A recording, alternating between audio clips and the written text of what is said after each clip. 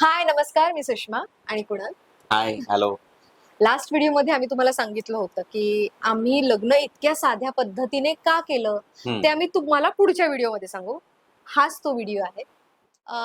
लग्न उशिरा, परत ट्रस्ट इश्यूज आणि सगळ्यात महत्वाचं म्हणजे डिवोर्स.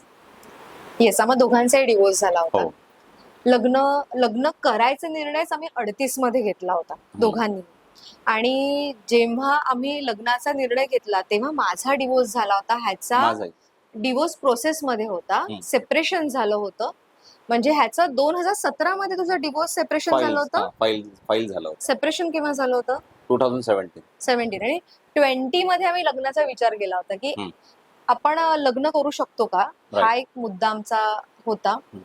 पण अगेन ट्रस्ट इश्यू, आम्ही एका टॉक्सिक रिलेशनशिप मधून बाहेर आलो होतो. त्याच्यामुळे परत एखाद्या व्यक्तीला आपल्या लाईफ मध्ये आणायचं, बरोबर. सगळ्या कमिटमेंट द्यायच्या, परत त्या कमिटमेंट फेल होतील का, हे एक प्रेशर हा, होतं. ते वर्कआउट होईल की नाही हा. हे सगळं 1 to 1 बसूनच बोललं जाणार होतं. आणि ते आम्ही बसून बोललो सुद्धा येस. की कसं काय करता येईल, किंवा निगेटिव्ह गोष्टी, पॉझिटिव्ह गोष्टी, या दोन्ही गोष्टी आम्ही एकमेकांसोबत शेअर केल्या. हा. आणि सगळ्यात महत्वाचं म्हणजे आम्ही काही क्षणापुरता आम्ही लिव्ह इन मध्ये होतो. त्याचं कारण हे होतं की खरंच हे वर्क होईल का. कारण आम्हाला एक ट्रस्ट इश्यू म्हणजे ट्रस्ट इश्यू असा नसतो की समोरच्या व्यक्तीवर सुद्धा, स्वतःवर सुद्धा एक ट्रस्ट इश्यू येतो आणि तो गेन करणं खूप कठीण असतं. आणि पण मी इतकी फॉर्च्युनेट आहे की कुणालने तो माझा ट्रस्ट गेन केला. 1 वर्षाच्या आतमध्ये खूप छोट्या छोट्या गोष्टी होत्या. जेव्हा मी एकटी पडत होते किंवा माझ्या लाईफमध्ये अशा काही मुवमेंट्स येऊन गेल्या ज्या माझ्यासाठी खूप डिफिकल्ट होत्या. मी स्वतः गिव्हअप केलं की नाही सुषमा, आता हे माझ्याकडून नाही होणार. तेव्हा माझ्या मागे खंबीर माझ्या बाबांनंतर कोण उभा होता तो कुणाल होता. Same year. म्हणजे माझ्याही आयुष्यामध्ये खूप अडचणी होत्या, खूप डाऊन होतो त्यावेळी. आई वडिलांनंतर, सिबलिंग्स नंतर कोणी सपोर्टिव्ह आहे तर हीच. आणि आताही या गोष्टींमध्ये सगळ्या गोष्टी चालू आहेत, सपोर्टिव्ह आहे. सो त्यावेळी एक काळ असा येतो ना की आपले आई वडील सोडा, सिबलिंग सोडा, क्लोज कोण असेल सोडा, एक व्यक्ती असा लागतो आपल्याला की काहीतरी त्याच्याशी शेअर करू. किंवा आणि इवन फॉर्च्युनेट असं झालं होतं की सेम सिच्युएशन मधून जाणारा व्यक्ती जर आपल्या समोर असेल तर त्याला सांगणं आणि त्याला समजणं या खूप सोपं होतं. आणि त्या देवाची कृपा म्हणा, आम्ही त्यावेळी एकत्र होतो, त्यामुळे त्या खूप इझिली गोष्टी पार झाल्या. आणि अरेंज मॅरेज असल्यामुळे असं होतं की अरे ह्याचा अजून डिवोर्स प्रोसेसमध्ये सेपरेशन झालंय आणि घरी असं डिस्कशन होतं की डिवोर्स झाल्याशिवाय लग्न नाही करू शकत. एक्झॅक्टली. त्याच्यामुळे मी ह्याला तेवढा वेळ देणं गरजेचं आहे का, कारण हे ह्याचं डिवोर्स 1 वर्षात होतोय की 5 वर्षात होतोय. लॉंग आणि प्रोसेस. हो, खूप मोठी प्रोसेस होती ती.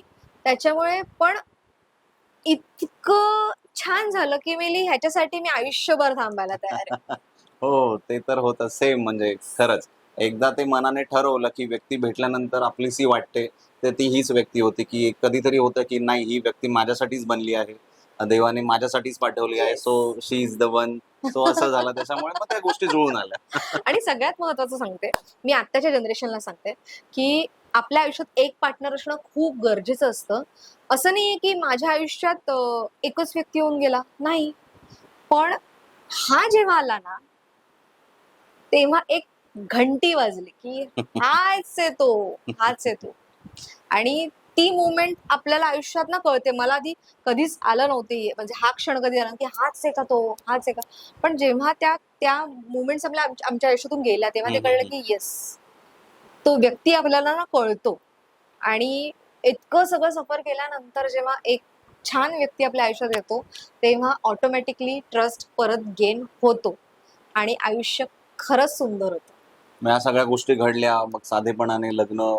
अगदीच आम्ही 4-4, 8, आम्ही भटजी पकडून 11 जण.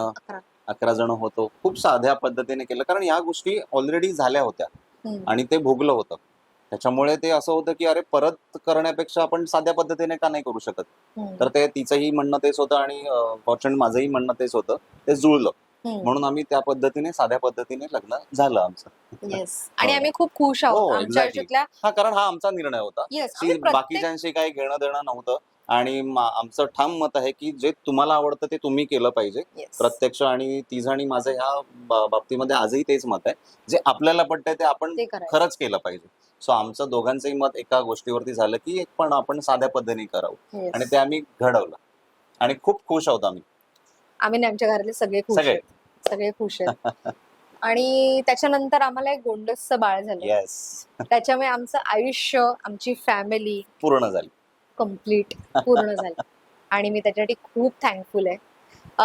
पण साध्या पद्धतीने लग्न करा आणि पैसे सेव्ह करा आणि मस्त जग फिरा, येस, हे पण एक एक्सप्लोर सजेशन करा. आहे हो, माझं. किंवा तुझं तुमच्या काय? काही आवडी निवडी आहेत त्याच्यामध्ये इन्व्हेस्ट करा, हम्म. है ना.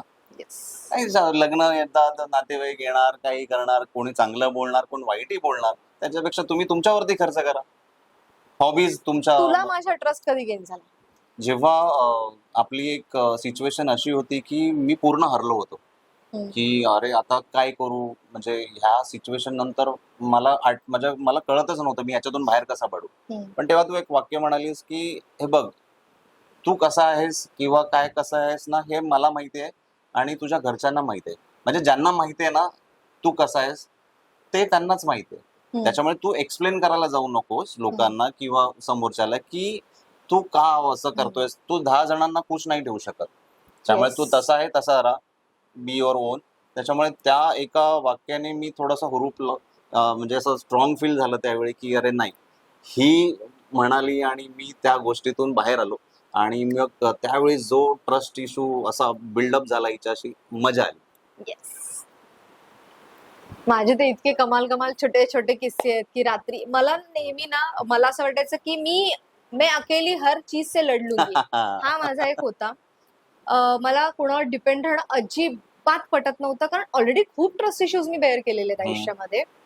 तर रॉंग पार्टनर्स आल्यानंतर आपलं लाईफ किती स्पॉइल होतं, आणि एक परफेक्ट पार्टनर आल्यानंतर आपण स्वतःला ना लहान मूल समजायला लागतो. आणि माझ्या आयुष्यात तसंच झालं. मी रात्री 2-2 वाजता एकटी कारने म्हणा, स्कूटीने म्हणा, मी कशीही ट्रॅव्हल करू शकत होते. मला अजिबात भीती वाटायची नाही. पण आता हा आल्यानंतर माझ्या अंगात खूप लाड करावेसे वाटायला लागले. मी नाही येणार. आणि मग हा सेटवर यायचा मला घ्यायला रात्रीचा, किती थकला तरी. तेव्हा असं वाटलं की नाही, मी एकटी नाही. आणि सगळ्यात महत्वाचं, एक छान मुलगा, एक छान नवरा तयार करण्यामागे सगळ्यात मोठा जर कोणाचा हात असतो, तो त्याच्या आई वडिलांचा असतो, जो जेन्युअनली त्याचे आई वडील भन्नाट आहेत, जा तिला घ्यायला जा. हे सगळं हो, कारण आपण आई वडिलांकडून ऍक्च्युली शिकतो जे बोल्ड संस्कार. माझे सासू सासरे प्रचंड बोल्ड आहेत. हो. येस. जो लिव्हिंगचा निर्णय होता तो आम्ही जस्ट मी बोललो. सासऱ्यांचा होता, हा, आमच्यापेक्षा हा, सासऱ्यांचा तेच होता. मी सांगतोय की जो लिव्हिंगचा निर्णय होता तो मी आपण घरी बोललो त्यावेळेस पप्पा म्हणाले अरे का नाही करू शकत. हा. कारण मी अरे तुरे करतो. मी म्हटलं अरे पप्पा असं करू शकतो का, वाय नॉट, का नाही करू शकत. जर त्या सगळ्या गोष्टी होईपर्यंत तुम्ही करू शकता तर आणि चालेल. माझं रिॲक्शन कसं होतं, पप्पा बोलले. सो सगळं त्या छान. वर्कआउट पण झाल्या, चांगल्या झाल्या. येस. आणि तुम्हा सगळ्यांना मी एकच याच्यातून गोष्ट सांगू शकते, एक संदेश देऊ शकते, तो म्हणजे आयुष्य खरंच खूप सुंदर असतं. खूप. आयुष्यात सुंदर पार्टनर भेटू शकतो, फक्त आपल्याला तो शोधायचा आहे उघड डोळ्याने. प्रेम आंधळ असतं, पण आपण प्रेम डोळस प्रमाणे करायचं, डोळे उघडे ठेवून करायचं. डोळे आणि कान. हा, डोळे कान हे पण खूप मोठा रोल प्ले करतं आयुष्यामध्ये. हो. सो कुणाल, मला तुला एक गोष्ट सांगायची आहे. Yes, thank you so much. Thank you too. चला, मला तुम्हाला हीच गोष्ट सांगायची होती आणि मी तुम्हाला येस, ही सांगितली. गोष्ट खास करून शेअर करायची होती. Yes. म्हणून. कारण खूप जणांना असं होतं की हम्म. अरे डिवोर्स झाला, आता मला नाही लग्न करायचं, हा. नकोय पार्टनर. हार नाही आणले का. भेटणार, चांगला व्यक्ती तुम्हाला नक्की भेटणार, तुमची फॅमिली सुद्धा पूर्ण होणार. आणि खूप आत्ताचे जेन्झी म्हणतात की फॅमिली नको, मुलं नको. त्याच्यासारखं सुख नाही या जगामध्ये. एक से भले दो, दो से भले चार. तीन हा, म्हणजे तीन. तसं. तीन. तीन बस. बस संपला विषय. So thank you so much. आणि असेच आमच्याशी कनेक्टेड राहा. आणि आम्हाला आणि याला, आम्हा दोघांनाही आमच्या आयुष्यातले खूप वेगवेगळे क्षण आहेत, मुवमेंट्स आहेत, मला तुमच्यावर शेअर करायला एक्झॅक्टली. हो, खूप आवडेल. आणि तुम्हालाही ऐकायला आवडतील तर Yes. सांगा. हो, तुम्हाला काही आमच्याकडून ऐकायचं असेल आमच्याबद्दल तर प्लीज कमेंट मध्ये टाका. आम्ही तुमच्याशी कम्युनिकेट करू. Yes, thank you. Thank you. Love you सकू. सुकू